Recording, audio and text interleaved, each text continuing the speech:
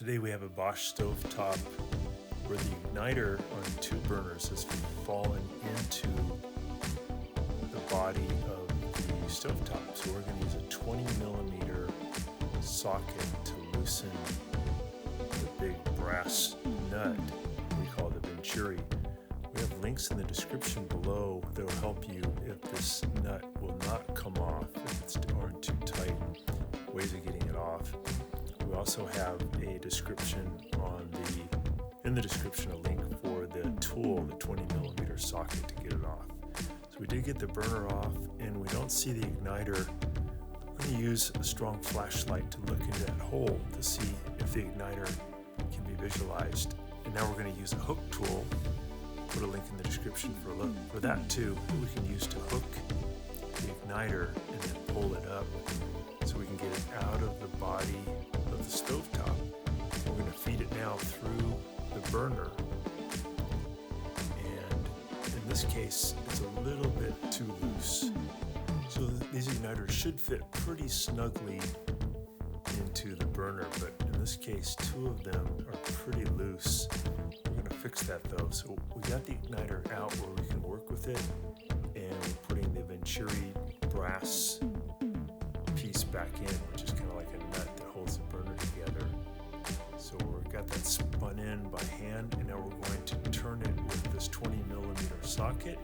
We're going to turn it a few times where it's just snug, but not super tight. So just a little bit snug is all we need. And now to get that igniter to fit more snugly so it doesn't fall in again, we could wrap a little bit of metal tape, the type you use for a dryer vent tube, around it. In this case, I'll use a length of wire that's about 1/4 inch long. I'm going to stuff that into the hole along with the igniter to act like a metal shim.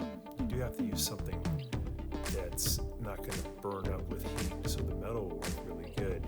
I'm going to wiggle those two in together, giving it some downward pressure, a little bit of wiggling to get that igniter to go down into the burner head, and to get it low enough where it's in the right position. So ideally this should fit down towards about 1/8 of an inch below, I'm just using the other one as a reference, below the top of the burner head. Looks about right. Now that I've got that in there, I'll go ahead and use some diagonal pliers, some snips to cut that wire off, the remnant part I don't need. And I got now a pretty good snug position for that igniter. We'll put a link in the description below too if you need a new igniter, like if your porcelain got cracked. So I'm going to test it, and I got a good big flame right away, so that's great, lit up instantly. There's one more igniter though here that we have to work on, so use the same technique. Use a 20 millimeter socket to loosen. Sometimes these are really hard to get off. Be careful that if it doesn't move with moderate force, don't overdo it, because you can damage the parts below the burner, which is very expensive to repair. We'll put a link in the description on the video that can help you loosen up that nut so you don't damage it. So this one came off pretty easy though, which is good. So that's that brass nut. There's the burner head.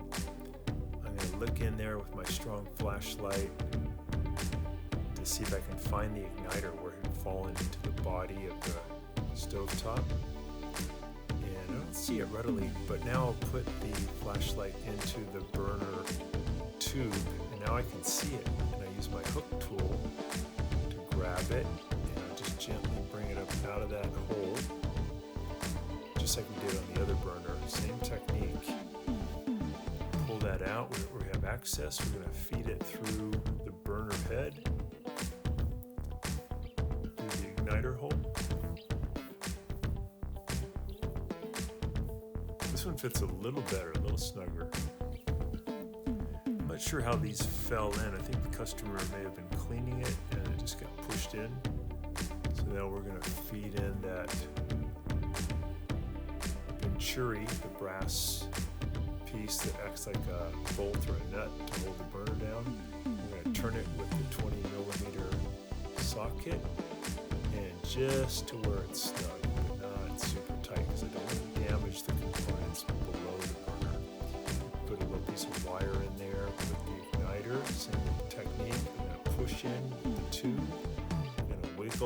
too hard to get this to go in, you can use a skinnier wire, would work great to act as a shim. Or again, you could use a little bit of that metal tape that we use to tape up the dryer vent tube. So now I'll use my diagonal pliers to snip off the extra, and we'll give it a test, make sure it's going to light up okay. So put the burner cap back on.